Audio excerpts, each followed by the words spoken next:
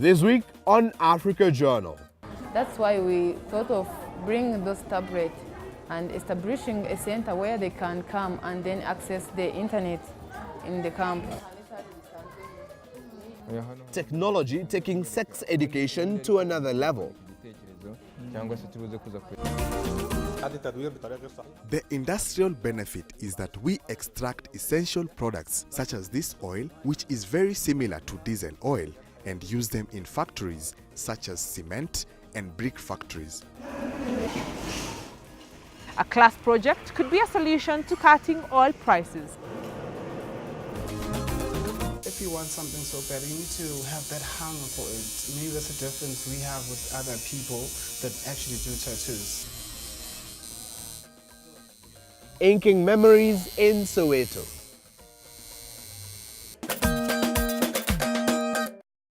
Hello and welcome to this week's episode of Africa Journal. I'm Wanja-George. And I'm George Mutero. Now, youth across Africa are using technology not only for leisure and communication.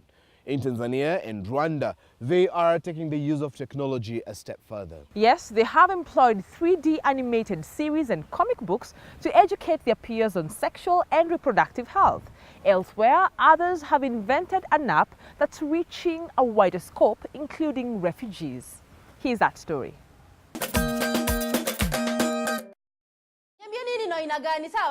Sexual and reproductive health have been a hot topic in the African society for years. In Tanzania, a youth-led NGO known as Tai Tanzania have created a 3D animation series called Harakati za Lucy to challenge various topics around sex. It's going to help the young people, but it's also going to help increasing access to sexual reproductive health, but also addressing some of the bottlenecks which are affecting the provision of sexual and reproductive health, information, education, and services. The series explores the life of a young Tanzanian girl called Lucy, who faces different challenges growing up and how she manages to confront them. In one episode where Lucy is pregnant, the show examines how boys and men can provide support for teenage girls in the same circumstances. The girl lives with her father and uncle. She finds it difficult to relate to them about her experience. The content of the series is built through discussions with young people about real-life situations.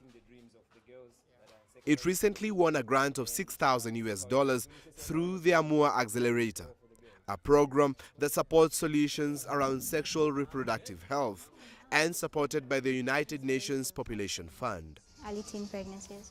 They had 5 statements that they wanted all youth that has innovative ideas in this area. They should come together and build the idea up so that they become stronger and then get the seed fund to be able to implement the idea. And for us, we fit in by covering the area of influencing or educating men and boys to participate in SRH issues. Similar groups in the country have come up with art solutions that address family planning, maternal health, and other population development issues. Art is the cheapest way to reach people. For example, we organize a concert which will bring information through drama and music. Miles away in Rwanda, a set of twins have come up with a phone and web application to reach out to teenagers about reproductive health. The Tantine app was developed by these medical students through an innovation accelerator program that is supporting young entrepreneurs. One of their target groups is young people living in refugee camps. Have also young people who are in the community who are not in schools. Those young people and youth, they also need that information. So you have really to have an approach which is holistic and which is also multi-sectoral, so that at least each and every young person can have access to that information. Today, the two developers, Sylvie and Sylvain Uhirwa, are having a session at the Mahama camp in southern Rwanda, home to 50,000 Burundian refugees. They are training the refugees' youth mentors on how to use the app. no haba ahantu nyine ushobora kwandika. For people in the camp to access the internet, they don't have smartphone or they don't have enough facilities. That's why we thought of bringing those tablets and establishing a center where they can come and then access the internet in the camp. So we are going to equip them with those tablets and then a router with Wi-Fi so that they can come in a quiet room and then they can go through our apps and website and they can ask different questions. According to the latest report released in 2015, 18 African countries appear on the United Nations list of 20 countries with the highest teenage pregnancies in the world. Niger is topping the list with at least 200 births per 100,000 teenage women. Following Niger is Mali, Angola, Mozambique, Guinea, Chad, Malawi, and Cote d'Ivoire. But the youths are on the verge of tackling this challenge. What we want is to be real to the situation they face. We want to be able to talk to the girl who goes home to a stepfather that might be molesting her or doing things that she does not agree with. We want to be able to be relevant to a girl who's just started dating. We have two girls who have just started dating, 2 months in a relationship. How do we stay relevant to their reality? And not making decisions for them, but making decisions with them. By using technology, teens can access reproductive health-related information online. Young people are not the ones who receive the information and they have to absorb the information. They actually go themselves, look for the right information and share it to their peers. And I think we should encourage that not only in East Africa, but across the continent. As majority of youthful minds continue embracing the changing wave of technology in numerous ways, some of them might just be finding solutions to their own struggles as well.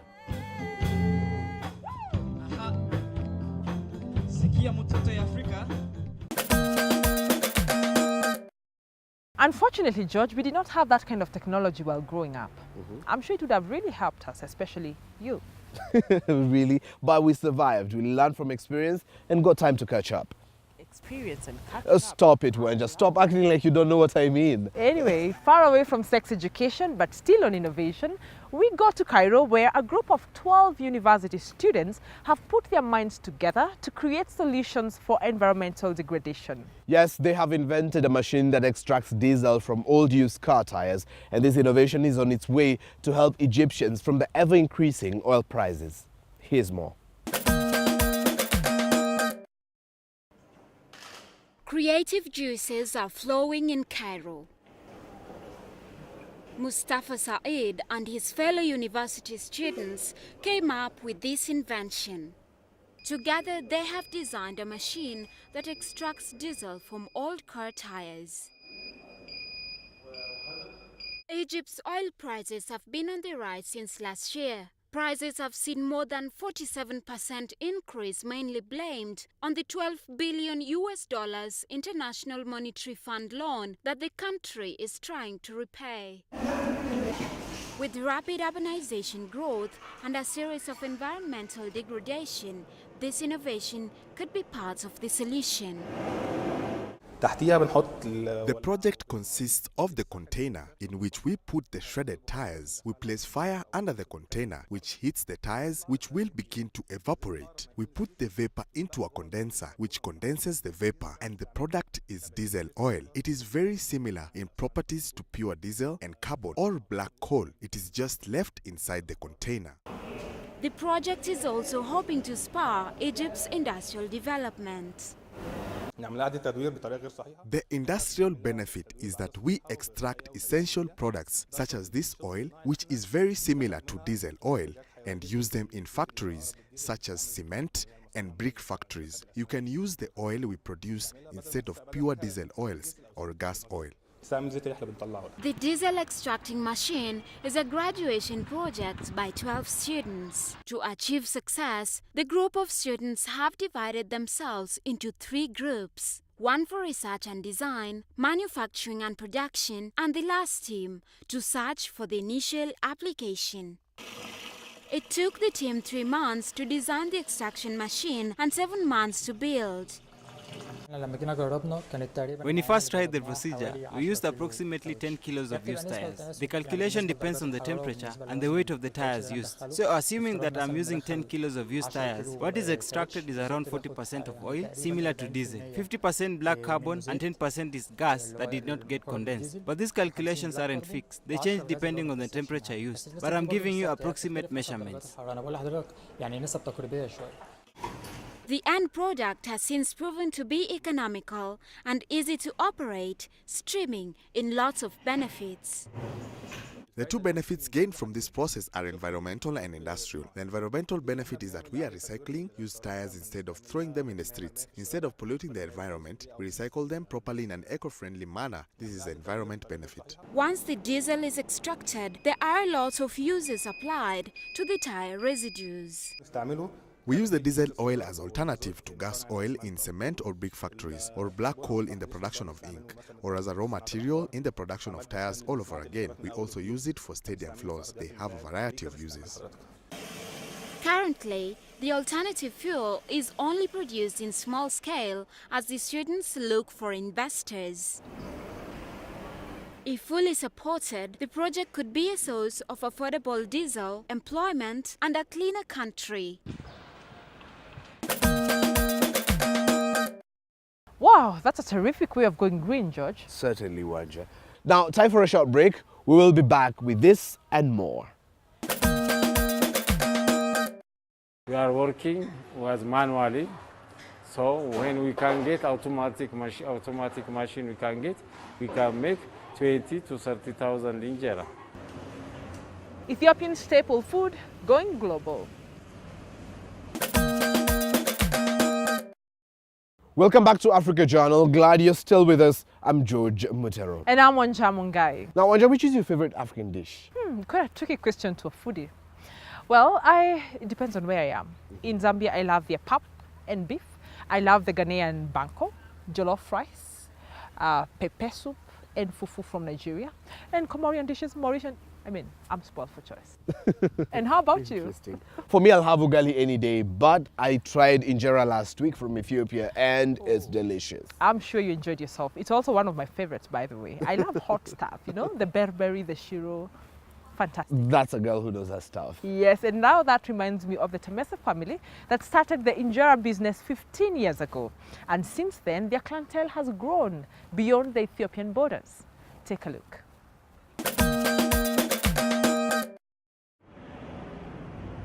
On weekdays, the Tesema family prepares injera. This is a customary family business. This is our oven. This traditional food is a staple meal in Ethiopia. It's a spongy fermented bread made from teff. This is a cereal that looks like wheat and has a sour taste. This family business is known as Mama Fresh. It specializes in packaging various Ethiopian dishes, including chicken sauce and spices. 15 years down the line, the nourishment has a growing market of clients abroad. When we begin this business, where we are starting export, we are using only for the diaspora, where our target is for diaspora. Nowadays, from 2014 until now, we are looking for the international business. So at the beginning, 5%, 95% for diaspora. Nowadays, we are reaching 20% for the international market, 80% for diaspora. Teff is a gluten-free protein that is currently sourced for worldwide. This healthy food contributes to its role as a healthy, weight-managing and bone-strengthening due to its amount of vitamins and minerals. Injera is a dish normally served with vegetables or meat dishes. Goat cheese can also be added. Mama Fresh Enterprise supplies them in major hotels around Ethiopia. I think the fact that injera is becoming a global food is a good thing. The reason is For one, it promotes the country positively, and secondly, small-scale farmers are going to benefit a lot in terms of employment. So I think it is very good if other parts of the world consume injera too. The enterprise produces 6,000 injera pieces per day for exports to various countries such as the United States, Sweden, and Norway. The company employs around 100 workers to meet demand for its products.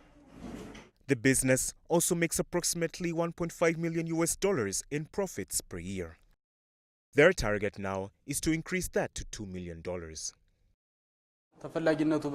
You know, if the demand for something increases, there is a chance that that thing will get very expensive.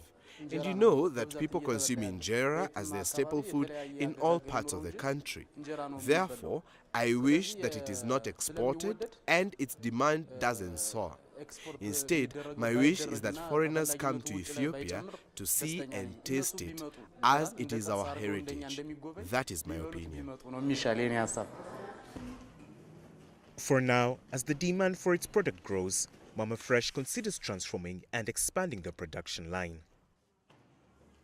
We are working manually, so when we can get automatic machine we can make 20 to 30,000 injera. But the problem is to make mechanized modern system of baking injera. The machine, we need the machine for the future. To increase this capacity, the machine is important for us. Mama Fresh has grown and made tremendous effort. According to the African Development Success Site, the Ethiopian government recognizes it as a leading micro and small enterprise exporter. For now, Ethiopia and the world can enjoy Africa's unique, healthy bread.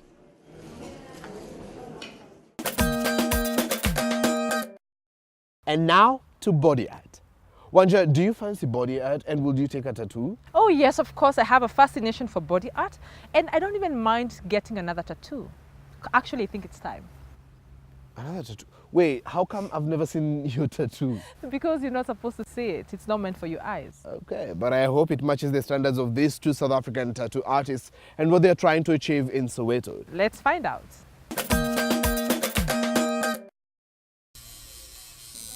There's a new buzz in Soweto.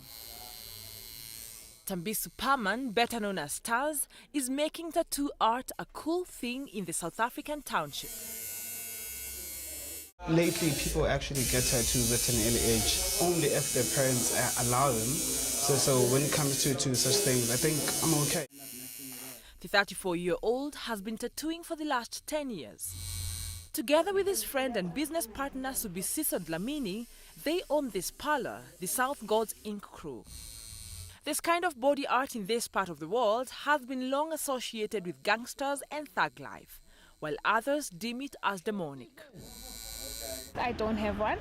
And then secondly, I wouldn't even make a choice of having one because I feel like our bodies are sacred if you're to put it in that way. So how am I saying that my body is sacred and then go and have rights, since it's like putting graffiti on a very beautiful building. Basically, that's how I view it.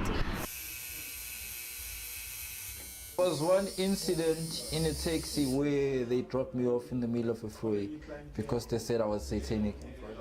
So I think that's the worst that has happened to me, and after that I moved out of that hood. Soweto is much more receptive to tattoos. The myths and stereotypes were some of the stumbling blocks when they first began, but none of these could dampen their spirit. If you want something so bad, you need to have that hunger for it. Maybe that's the difference we have with other people that actually do tattoos. The strive, like the kick, show people that you want it so bad, then they would see it, because it's more like a size from you for people to believe in you. So I think for me, it's just one of those. I started believing in myself before anyone can say anything. It's more like love the man in the mirror. With time, however, the narrative has been changing and things are looking up. In a week, they get between 50 and 70 clients. The trend is becoming fashionable even among the older generation, with some doing it for beauty others to express themselves, and for some to keep memories. One of his customers today is Clement Makofeng. For me, I took this vow while my wife was alive. She wanted to get a tattoo of me on her chest, and I wanted to get a tattoo of her. Unfortunately, death took her way too soon. While Clement feels his tattoo is long overdue, the age factor for Taz can be a disqualifier. I do have my kind of age restrictions on people because it might be a bad choice if you do it early. It might mess up your future references whatsoever. So I try to keep it intact with that one just to make my life easier. I don't have problems with parents or whatsoever. To get inked, the hand machine, also known as coil, is first sterilized, then loaded with a new needle and ink, and the preferred design is then traced on the skin.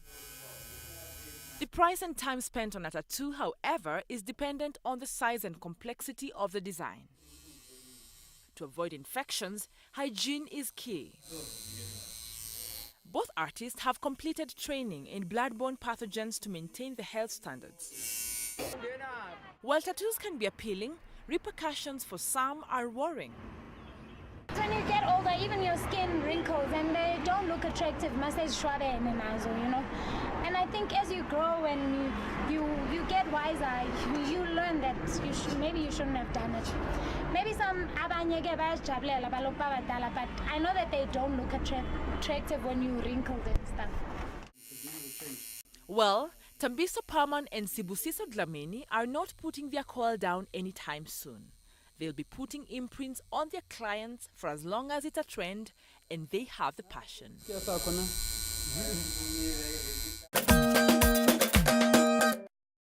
If you have any interesting stories that you'd love to see the Africa Journal team cover, kindly get online and get in touch with us on Facebook, Twitter, or the email address on your screen.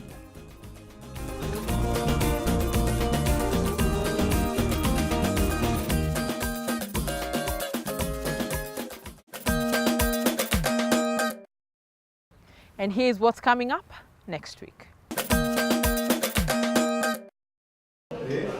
A breakfast joint for cereals lovers in Cairo.